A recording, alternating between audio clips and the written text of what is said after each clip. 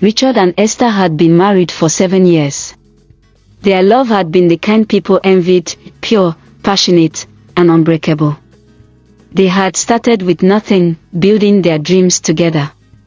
Esther had stood by Richard when he struggled to establish his business, and when success finally came, she remained his greatest cheerleader. But there was one thing missing: a child. Year after year, they prayed, visited doctors, and tried every medical option available, yet the crib in their home remained empty. What began as a quiet struggle soon became an open wound. Richard's family, particularly his mother, had grown impatient. "You need an heir," she told him. "What is the point of all this wealth if you have no one to inherit it?"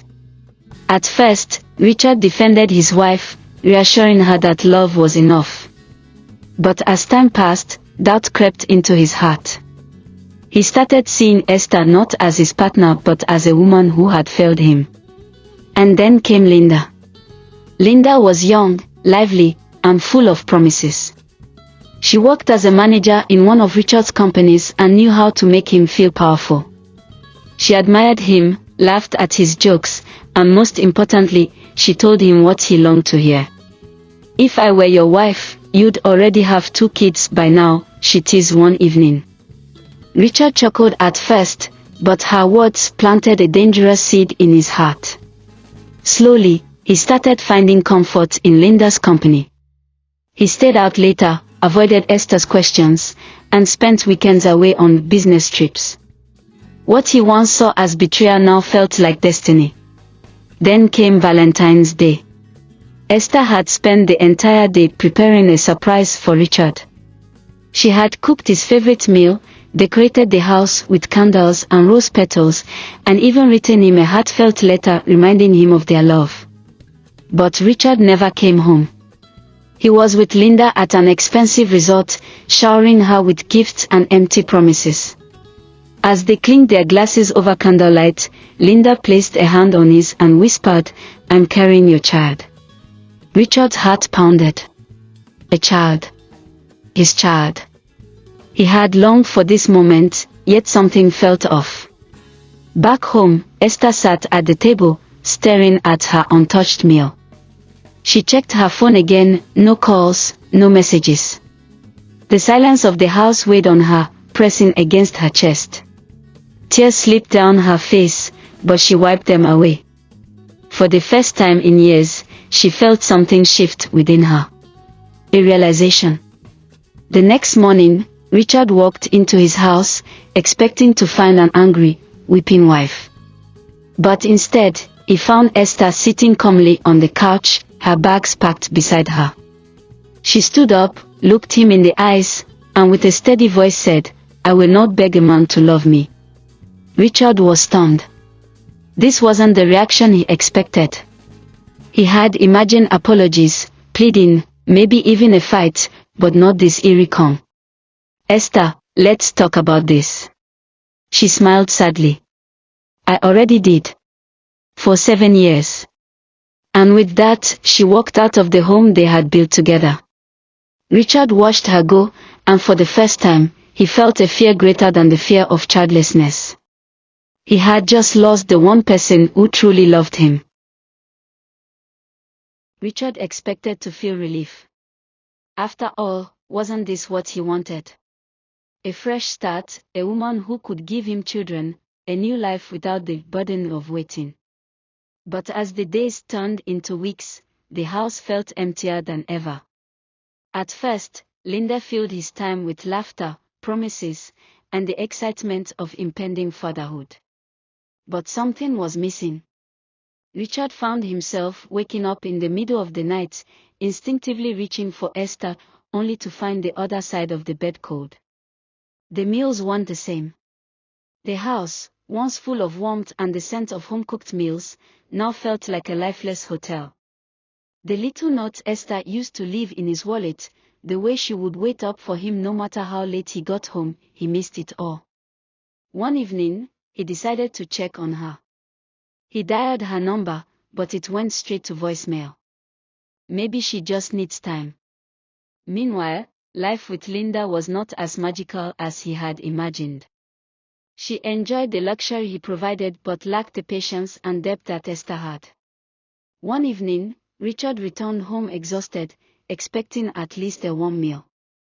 Instead, Linda was on the couch, scrolling through her phone. "I hope you brought food," she said casually, not even looking up. Richard frowned. "What do you mean? You didn't cook?" Linda rolled her eyes. "Richard, I'm pregnant, not a chef." A sharp pang hit him. He remembered the countless nights Esther, tired from work, would still make sure he ate. He remembered how she never complained, even when she had every right to. He tried to ignore the growing discomfort in his chest. Months passed, and Linda's pregnancy progressed. But something felt off.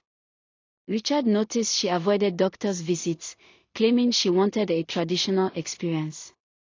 His suspicions grew when he overheard a phone call, Linda laughing and saying, "He still doesn't suspect a thing." That night, he confronted her. "Linda, I want to go with you to your next checkup." She hesitated. "Why?" "Because I don't think you're really pregnant." Linda's eyes flickered with panic before she scoffed. "You're being ridiculous." But Richard wasn't backing down. He insisted they go the next morning, and under pressure, she finally admitted the truth. "I lied," she said, crossing her arms. "I thought if you believed I was pregnant, you'd leave your wife for me." Richard felt the world crash around him. He had destroyed his marriage for a lie. He stared at Linda, this woman he had once thought was his future, and saw nothing but emptiness. In a panic, Richard rushed to find Esther. He needed to fix things, to tell her he had made the biggest mistake of his life. He drove to her sister's house, where he had heard she was staying. But when he arrived, he found something he wasn't prepared for. Esther was standing outside, talking to a man. She was smiling, really smiling. It was a look Richard hadn't seen in years. As he stepped closer, her eyes met his, and for a brief moment, he thought he saw pain. But then, she looked away and continued her conversation. Richard wanted to call out to her, to tell her he was sorry. But as he watched her laugh, truly, freely, he realized something. She had moved on. And for the first time in his life, Richard understood the true meaning of regret. Richard stood frozen, watching Esther from a distance. He had imagined this moment differently. He thought she would cry upon seeing him, that she would listen to his apologies and maybe, just maybe, give him another chance. But seeing her now, radiant, at peace, and in the company of another man, made him realize the harsh truth.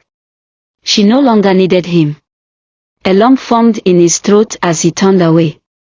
The drive back home felt like a funeral procession, each streetlight illuminating the weight of his choices.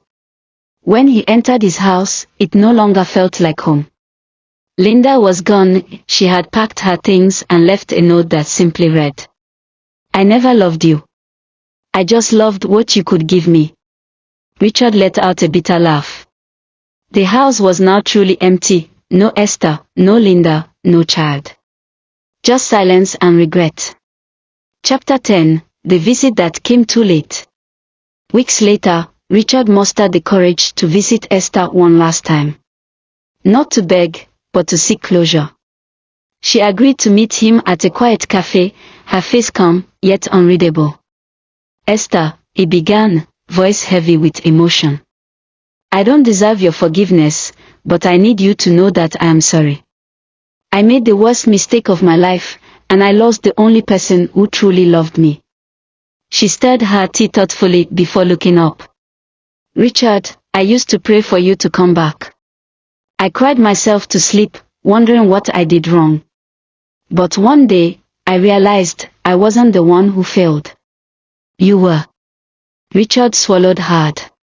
She continued, "I won't lie to you. It hurt. But in that pain, I found myself. And now, I'm happy." Richard nodded slowly, his heart shattering in ways he hadn't thought possible. "Is there any chance for us?" he asked, his voice barely above a whisper. Esther gave him a sad smile. "No, Richard. That door closed the moment you walked away." And with that, she stood up, adjusting her coat. "I wish you well." Richard watched her walk away, the finality of her words sinking in. Years passed, but the pain never did. Richard had wealth, status, and everything he once thought mattered. But every Valentine's Day, he sat alone in his grand but empty house, haunted by the memory of the woman he had betrayed. He had traded true love for an illusion.